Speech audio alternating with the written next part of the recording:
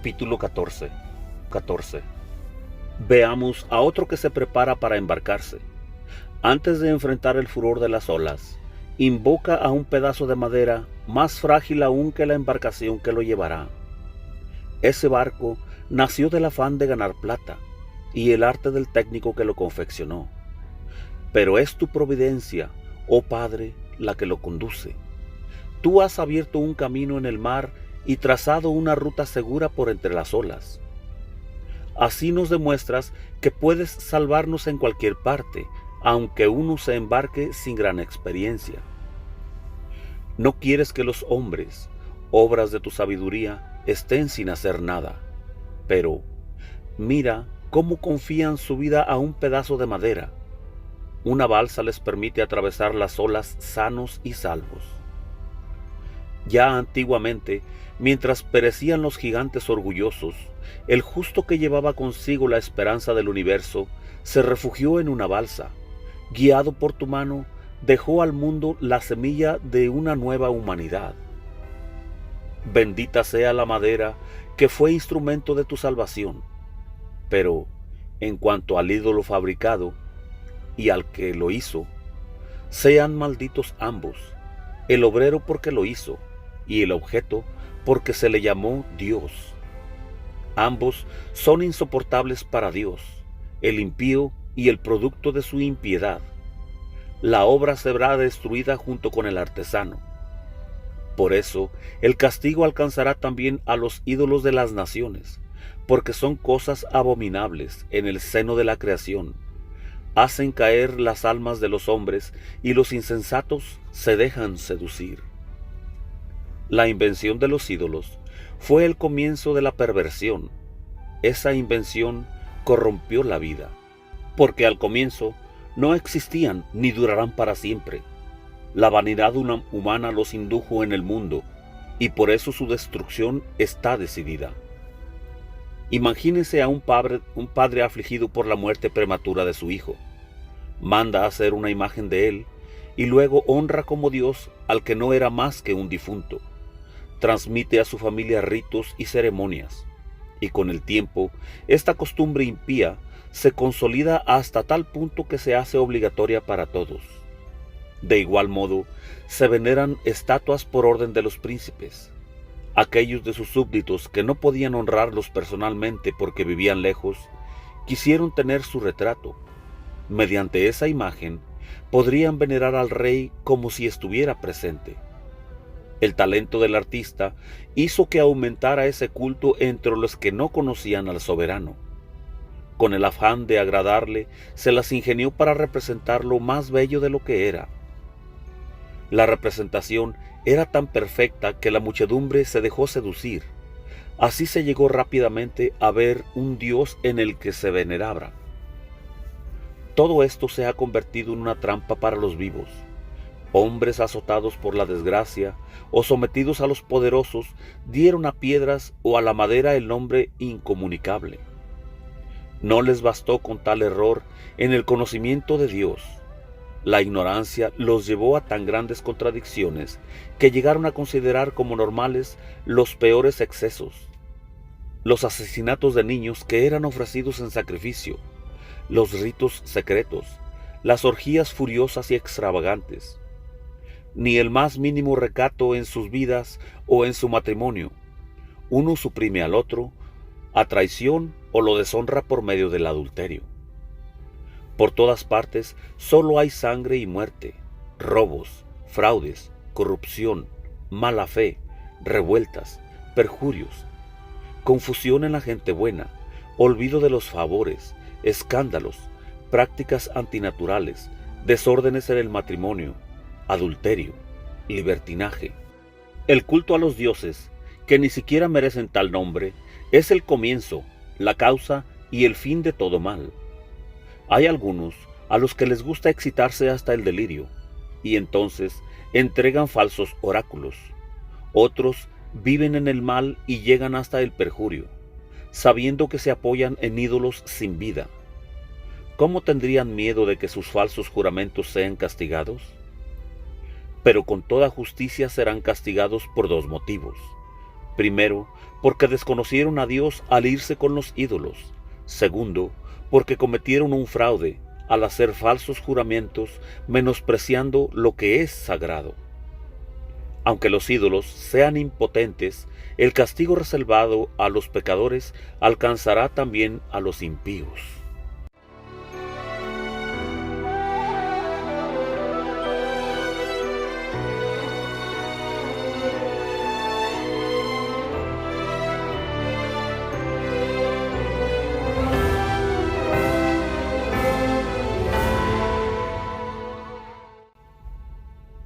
Capítulo 15. Pero tú, oh Dios nuestro, eres bueno y veraz. Tú eres paciente y gobiernas el universo con misericordia. Aunque pequemos, somos tuyos, pues reconocemos tu poder, pero, sabiendo que somos tuyos, evitaremos el pecado. Toda la rectitud consiste en conocerte. Reconocer tu poder es el punto de partida de la inmortalidad. Nosotros no nos hemos dejado engañar por una invención mentirosa de los hombres, por esas obras inútiles de los artistas, esos ídolos embadurnados de colores. Solo conmueven a los insensatos que pueden excitarse por la belleza inanimada de imágenes muertas. En verdad, los fabricantes de imágenes solo buscan su desgracia y la tienen bien merecida, y lo mismo los que creen en ellas y las adoran. Veamos ahora a un alfarero. Moldea concienzudamente la blanda arcilla, moldea para nuestra utilidad toda clase de objetos. De la misma masa, saca utensilios destinados para usos nobles y otros a usos ordinarios. ¿Para qué servirá tal o cual cántaro? Eso lo decide el alfarero. Con la misma arcilla, elabora la estatua de un dios falso. Cuánto trabajo perdido por un hombre justamente salido de la tierra y que dentro de poco volverá a ella cuando le pidan de nuevo su alma. No reflexiona que tendrá que morir y que su vida es breve. Solo piensa en rivalizar con los orfebres y los fundidores de plata. Imita a los que cuelan el bronce y se gloría de fabricar cosas falsas. Su corazón no es más que ceniza. Sus ambiciones son más inconsistentes que la tierra, pero su existencia tiene menos valor que la arcilla, ya que ignora al que lo formó y no reconoce al que le insufló un alma consciente, poniendo en él el soplo vital. La vida le parece un juego y la existencia una seguidilla de negocios. Hay que sacar provecho, dice, de cualquier parte, incluso del mal. Ese hombre sabe mejor que los otros que peca al fabricar de un mismo barro cosas e imágenes divinas. Pero los enemigos de tu pueblo, los que lo oprimieron, eran realmente insensatos y merecían más lástima que pobres niños ingenuos. Habían adoptado como dioses a ídolos venidos de todas las naciones, imágenes incapaces de ver con sus ojos, respirar con su nariz, oír con sus oídos, que no podían ni tocar con sus dedos, ni caminar con sus pies. Eso era normal, pues fue un hombre quien las hizo. El que las elaboró no tenía más vida que la que se le dio, y ni siquiera era capaz de hacer un dios que se le asemejara, porque sus manos impías de mortal solo producían cosas muertas. Ese hombre tiene más valor que los objetos que adora. Él por lo menos vive, pero estos jamás. Esa gente adora hasta a las fieras más repugnantes, porque de hecho son más estúpidas que las demás. Estas no tienen absolutamente nada de atrayente y espantan cualquier deseo de alabar a Dios y de darle gracias.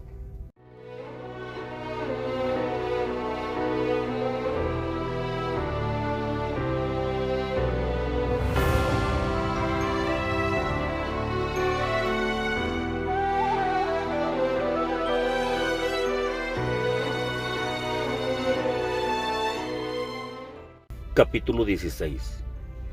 Por eso nuestros perseguidores fueron justamente castigados por animales de ese género. y atormentados por una multitud de insectos.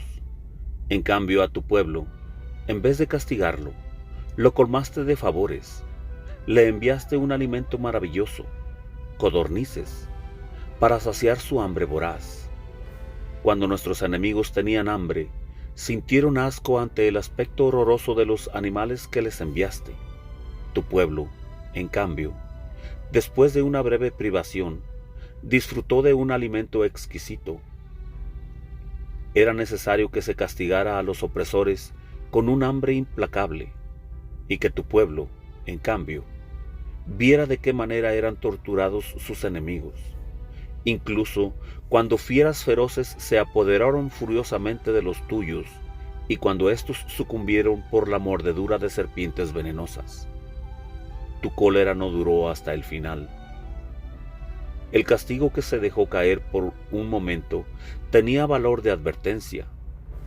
Esta señal de salvación les recordaría los mandamientos de tu ley. En efecto, cualquiera que se volvía al objeto de bronce se salvaba, no por lo que tenía a su vista, sino por ti, el Salvador de todos.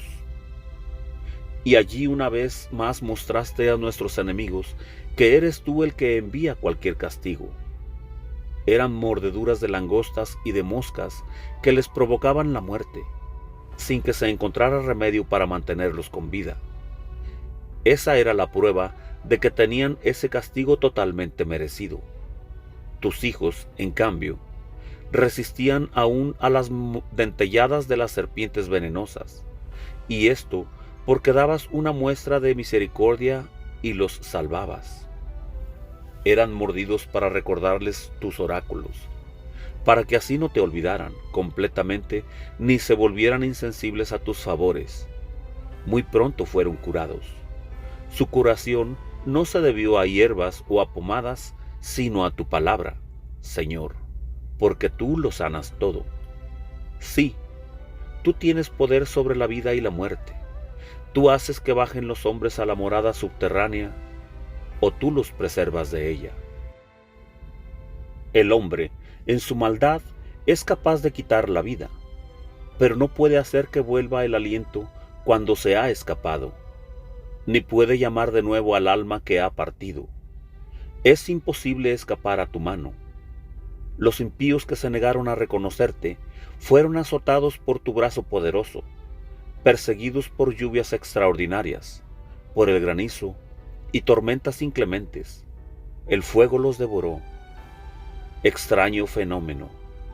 Fue justamente en el agua que lo apaga todo, donde el fuego ardía más violentamente, porque todos los elementos se juntaron para proteger a los justos. Unas veces las llamas besaban para no quemarlos a los animales que habían sido enviados contra los impíos. Así comprenderían que Dios quería castigarlos. Otras, en cambio, la llama surgía con más fuerza bajo el aguacero para destruir las cosechas de un país perverso. A tu pueblo, sin embargo, le distribuías el alimento de los ángeles. Le enviabas desde el cielo incansablemente un pan ya listo, que tenía en sí todos los sabores y se adaptaba al gusto de cada cual.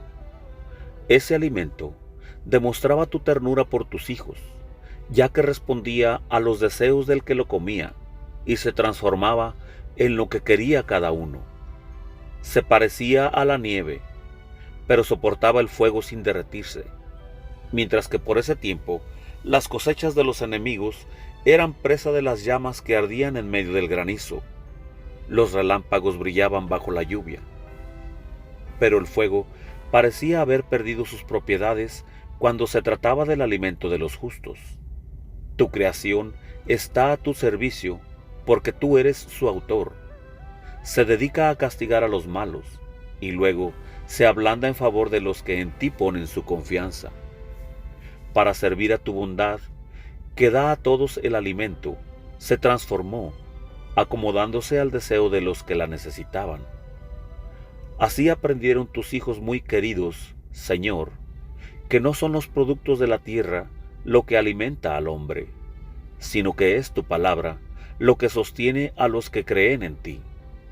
Ese alimento, que el fuego no podía destruir, se derretía con el calor del primer rayo del sol, para que así supieran que hay que adelantarse al sol para darte gracias y rezarte desde el amanecer.